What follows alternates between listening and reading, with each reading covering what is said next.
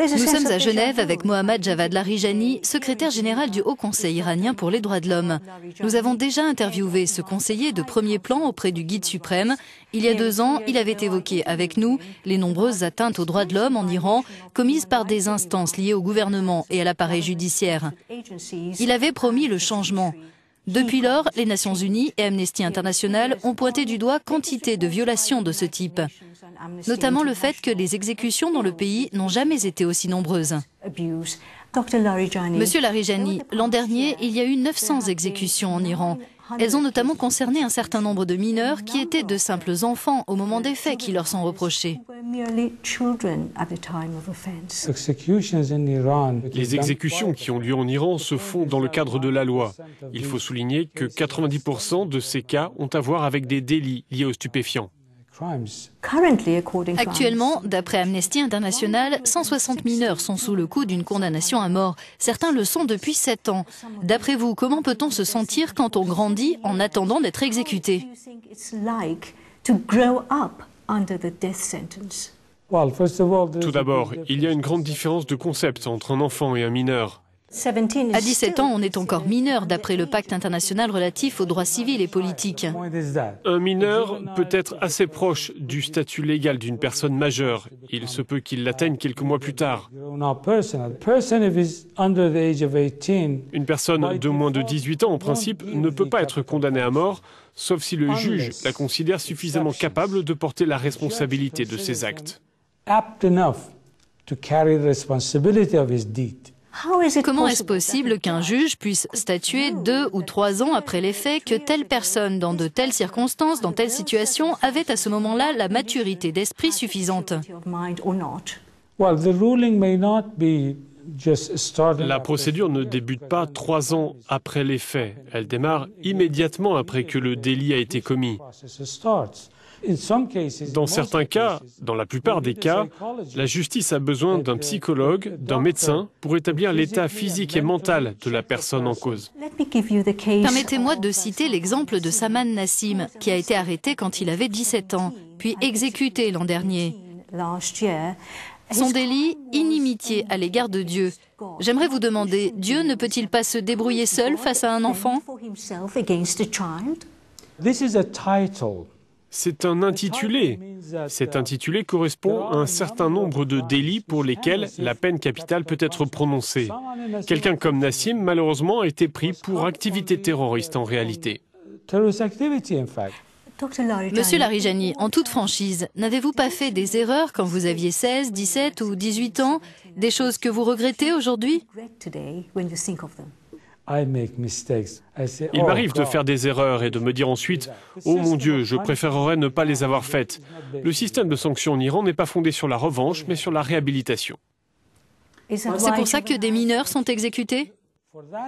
C'est pour cette raison qu'il y a beaucoup d'exemptions pour les mineurs, mais ils s'y exposent, par exemple, en cas d'activité terroriste. Passons à un autre sujet, la liberté d'expression.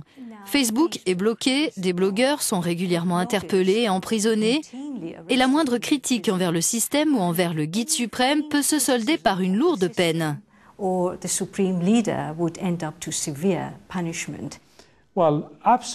Eh bien, la liberté d'expression illimitée n'est pas raisonnable, et nulle part elle n'est garantie. Les gens peuvent critiquer l'ensemble du gouvernement de fond en comble sur les questions de gouvernance et de politique.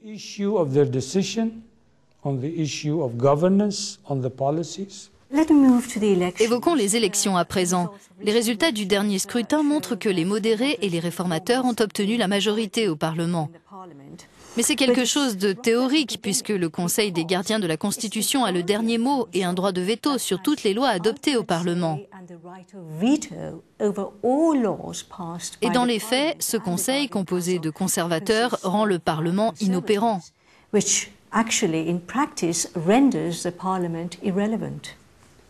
Le rôle du Conseil n'est pas d'intervenir dans les décisions. Ses membres ont simplement 2 choses à faire, établir si la loi est contraire à la Constitution et si elle est conforme aux préceptes de l'islam. Le Conseil des gardiens est une institution complémentaire qui examine si la loi respecte ou non la Constitution. Parlons économie. L'Iran est en train de s'ouvrir à des contrats avec des firmes internationales de l'énergie comme BP et Shell. Comment expliquer que ces négociations se passent derrière des portes closes et dans un absolu secret?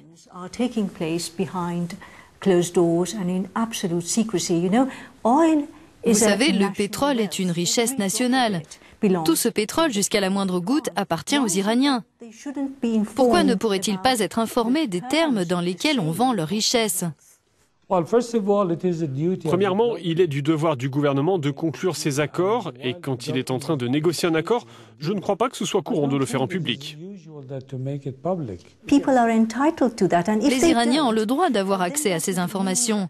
Sinon, on pourrait accuser les négociateurs et les autorités iraniennes de pots de vin et de corruption.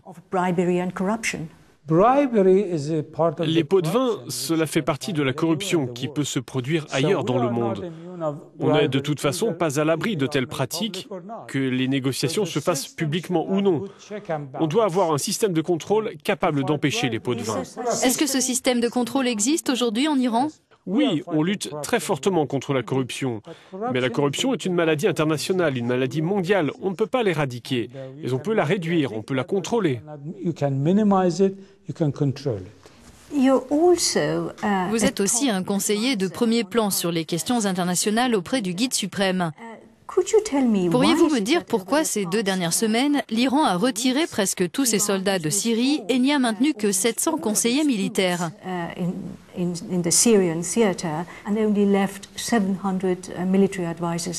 Quel accord avez-vous conclu avec d'autres acteurs dans cette région?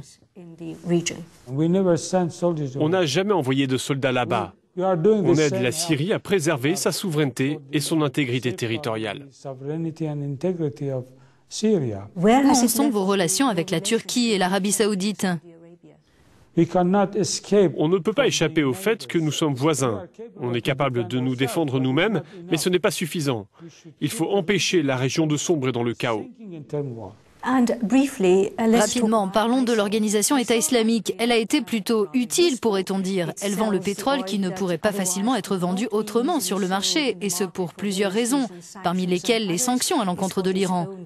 L'organisation dispose de ses propres banques pour faciliter les transactions financières. Donc finalement, si la coalition et l'Iran voulaient vraiment détruire l'État islamique, ce serait facile. Je pense que ce dont vous parlez, c'est l'ironie de la situation.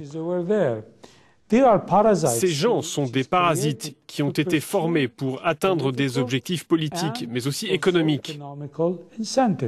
C'est une situation nouvelle, mais je crois que ceux qui ont créé ce prétendu État islamique, le financent et le soutiennent, paieront un prix élevé, qu'il s'agisse des États-Unis, de la Grande-Bretagne ou des pays de la région.